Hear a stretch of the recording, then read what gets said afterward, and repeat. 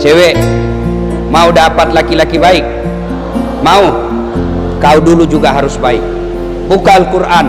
Laki-laki baik-baik tidak akan menikah kecuali dengan wanita baik-baik. Wanita baik-baik tidak akan menikah kecuali dengan laki-laki baik-baik.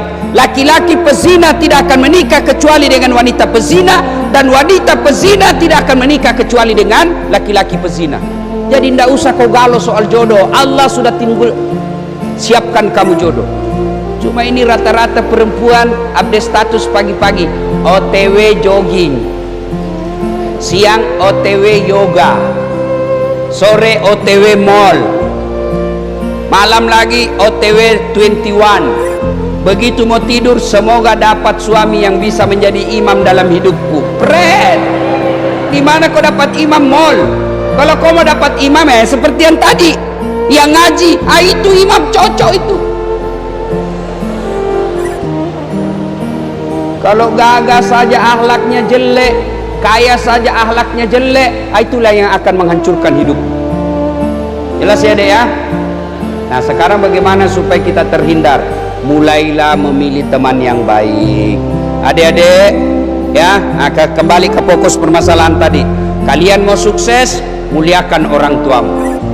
Bagaimana caranya Ustadz prakteknya? Satu, jangan pernah kau keluar rumah tanpa izin orang tuamu. Itu aja dulu. Setiap mau keluar rumah izin sama orang tuamu. Yang kedua, cium tangannya. Yang ketiga, jangan bohongi. Kalau kau izin ke sekolah, izinmu ke sekolah, ternyata dari sekolah mau lanjut pergi main futsal, kau pulang dulu minta ridanya orang tuamu. Jauh Ustaz, jauhnya itu menjadi amal buatmu. Jauhnya itu membuat ridha bagi Allah. Jadi kalau begitu kamu pergi sekolah, mau lanjut futsal, kau datang dulu ke rumahmu, cium tangannya orang tuamu, minta ridha, minta didoakan supaya perjalananmu main futsal berkah. Adik-adik juga akhwat, kalian pulang sekolah mau lanjut lagi pergi kerja PR, minta izin sama orang tua. Ridha Allah fi ridal walidain, suktillah fi suktil walidain. Ada sahabat Nabi namanya Salman Al-Farisi. Salman Al-Farisi ini lagi tawaf. Di belakangnya ada Nabi. Salman Al-Farisi pakai kain ihram. Adik-adik pernah lihat orang pakaian ihram? Pakaian ihram kan ini kelihatan. Tawaf. Di belakangnya Salman ada Nabi. Nabi melihat pundaknya Salman melepuh seolah-olah baru disiram air panas. Nabi ikuti Salman. Selesai tawaf, Nabi memanggil, Salman, ta'al. Salman, sini dulu. Kenapa pundakmu nak? Ya Rasulullah, saya kan orang miskin.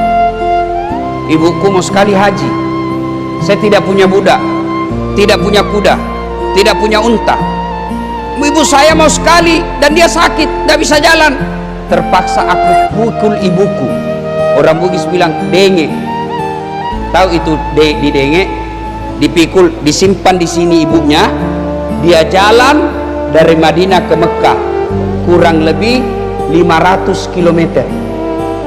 Kira-kira kalau 500 km dari Bontang ke Balikpapan ya,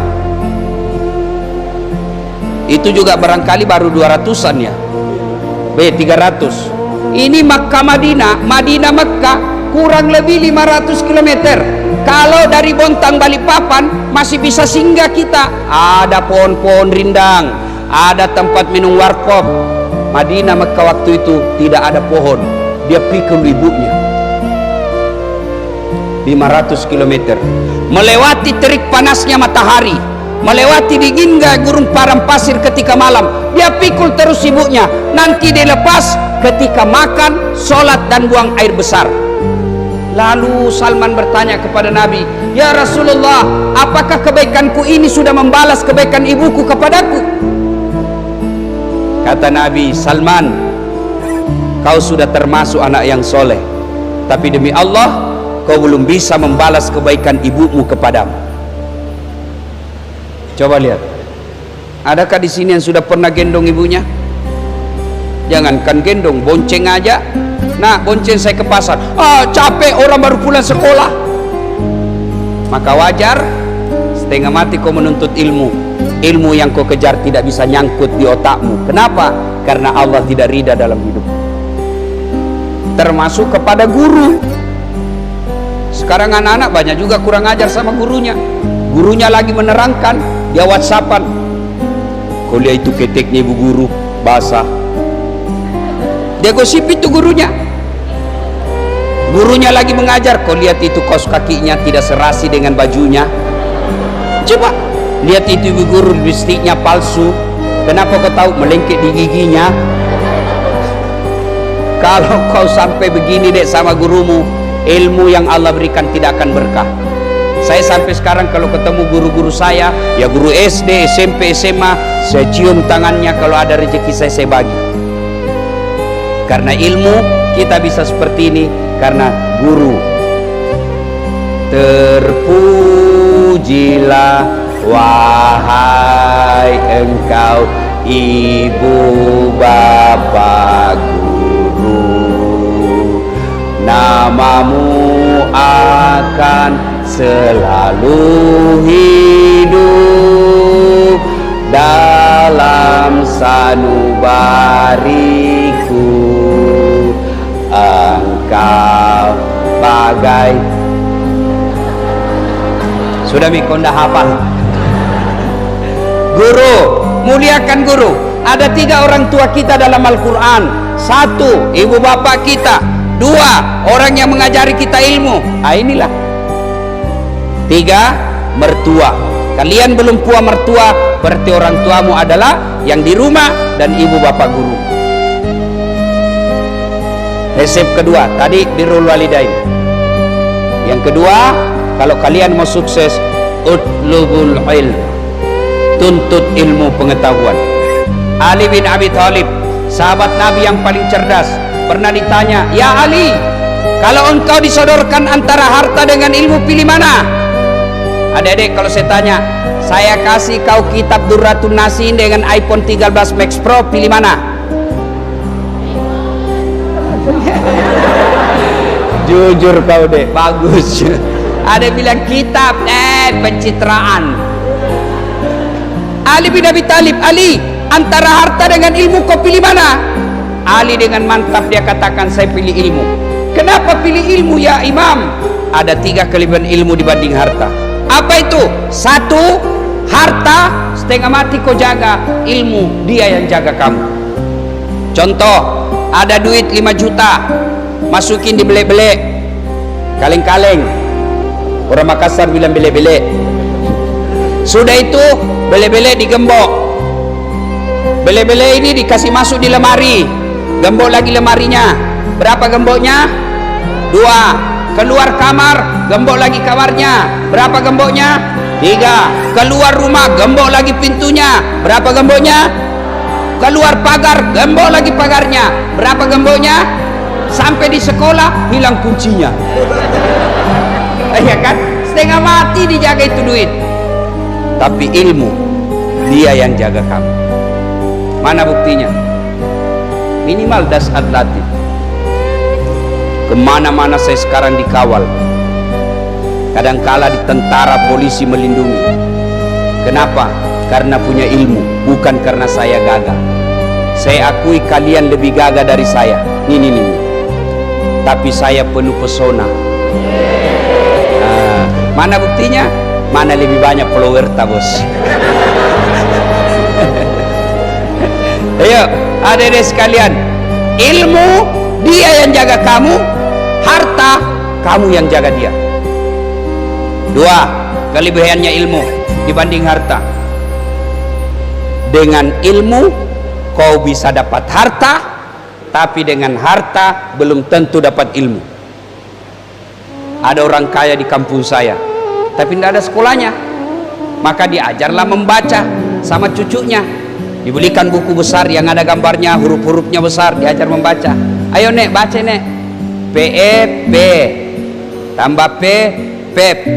S-O, so, pepso. D-E dan T, apa bacanya? Odol. Ini banyak uangnya tapi beleng-beleng.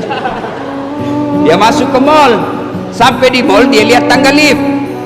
Tahu tangga lift? Tahu? Dia naik turun.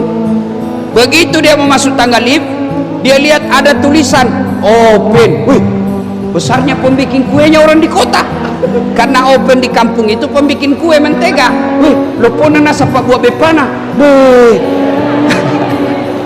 Sekalinya ada orang Tionghoa mau masuk, kan putih orang Tionghoa toh, mau masuk.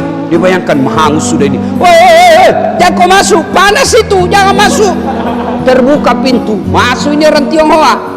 Begitu beberapa saat kemudian terbuka, keluar orang Afrika. Dia bilang, sudah kubilang memang jangan kau masuk, hanguslah kau. Ini banyak duitnya tapi tidak ada sekolahnya. Hei, sebaliknya, dengan ilmu kau dapat harta.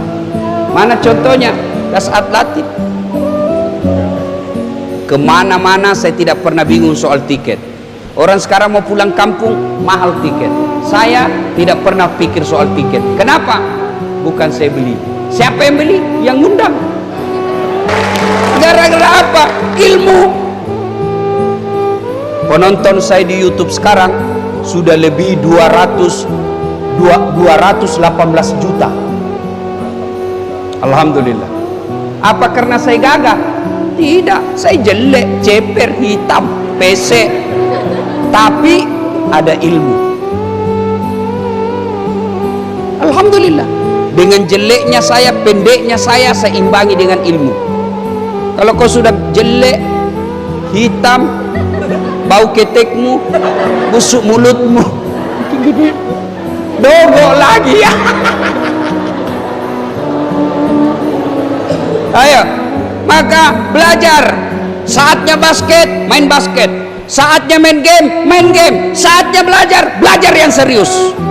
Ini belajar main, game, belajar game lagi. Kapan kau bisa isi otakmu?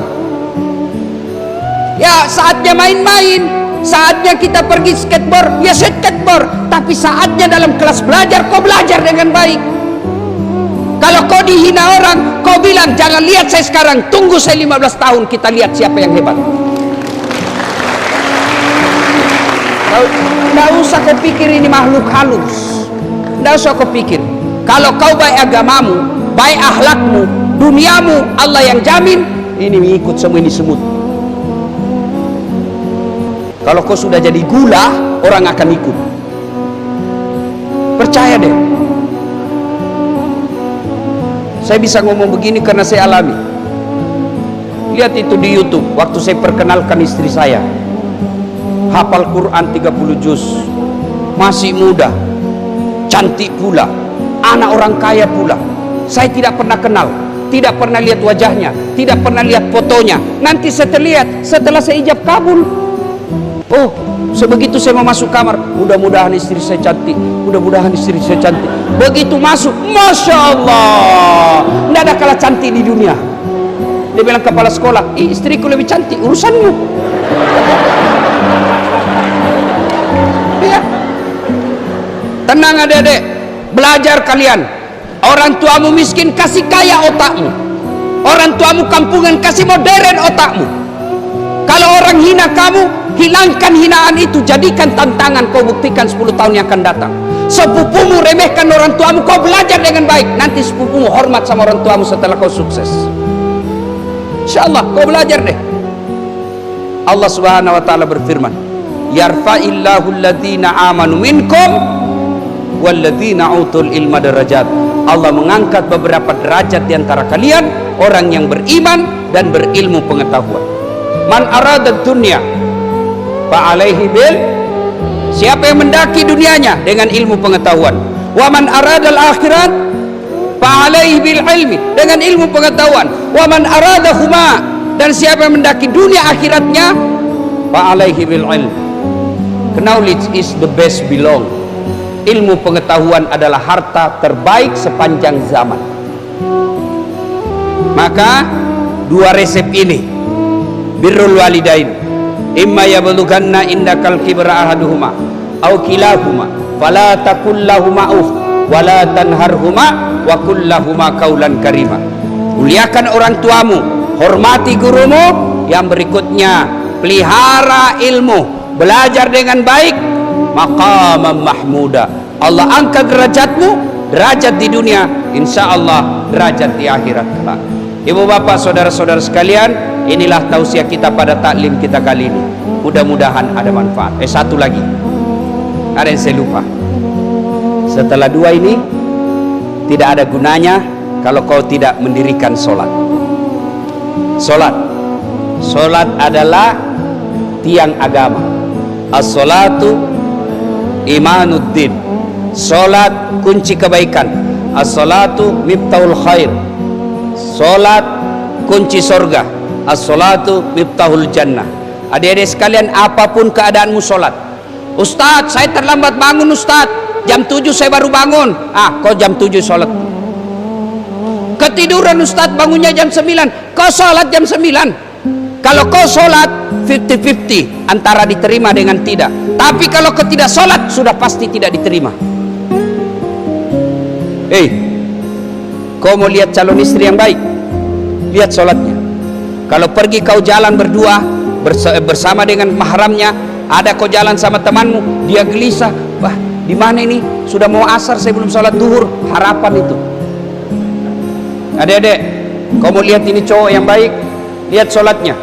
Kalau dia masuk waktu sholat, kau bilang, dek sudah asar bang, belum kita sholat duhur, bagaimana caranya ini, gelisah. Dia bilang, tunggu dulu kita cari musola. Harapan itu. Tapi kalau kau bilang, carikan dulu musola, saya mau sholat, dia bilang, besok aja sholat lagi. Sudah, lebih baik kau katakan, say hello, goodbye my darling. Ya, sholat adik-adik sekalian. Ustadz, saya lagi sakit. Sholat sakitlah kau. Saya sariawan, sholat sariawan.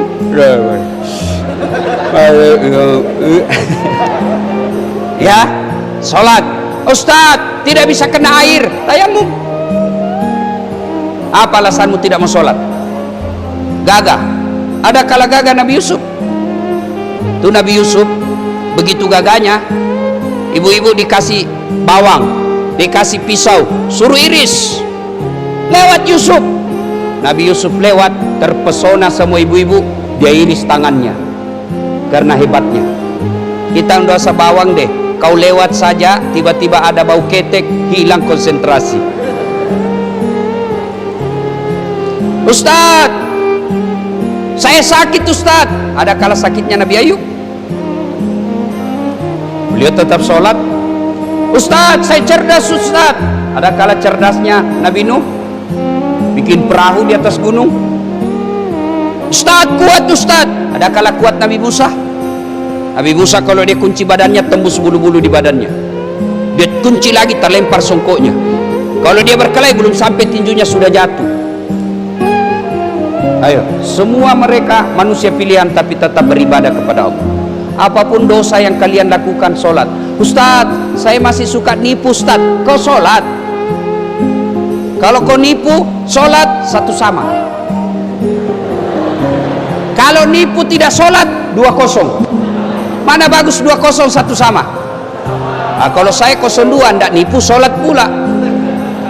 Ya, Ustadz, saya tidak bisa berdiri, duduk. Tidak bisa duduk, baring. Tidak bisa baring Ustadz, sholat pakai syarat. Mana namanya sholat pakai syarat? Tinggal matanya kau kasih goyang-goyang. Allahu Akbar. Bismillahirrahmanirrahim. Allahu Akbar. Saya ketawa, saya serius ini. Tidak bisa juga itu Ustaz. Allah kasih pilihan terakhir. Apa itu? Sholat dalam hati. Mana disebut sholat dalam hati? Sudah. Mata sudah tidak bergerak, bibir sudah tidak bergerak. Ruku, bayangkan doa ruku. Bayangkan lagi ruku, baca doa ruku. Bayangkan lagi tahayat, baca tahayat. Selesai. Tidak bisa juga begitu Ustaz. Ambil kain putih, bungkus, bawa dikubur. Sholatullah ala toha rasulillah, salamullah ala yasin demikian ibu bapak saudara-saudara sekalian, adik-adik yang belajar di madrasah aliyah negeri, jangan kau minder dari sekolah lain. Kalau sekolah lain belajar matematika, kalian juga bisa. Sekolah lain belajar biologi, kalian juga bisa. Sekolah lain belajar bahasa Inggris, kalian juga bisa. Tapi kalian belajar fikih, dia tidak tahu. Kalian lebih hebat dari sekolah madrasah yang lain. Inilah yang disebut dunia dapat, akhirat dapat. Maka kalian jangan minder di depan anak sekolah umum. Kalian jangan minder di depan sekolah-sekolah pilihan negeri. Kalian juga sekolah negeri. Hebatnya kalian, dunia kau dapat, akhirat pun kau dapat. Itulah yang doa, fid dunya hasanah wa fil akhirati hasanah. Jangan berkecil hati. Ya, sekolah yang baik, Allah yang akan menunjukkan dan mengangkat derajat kalian. Demikian, mudah-mudahan ada manfaat.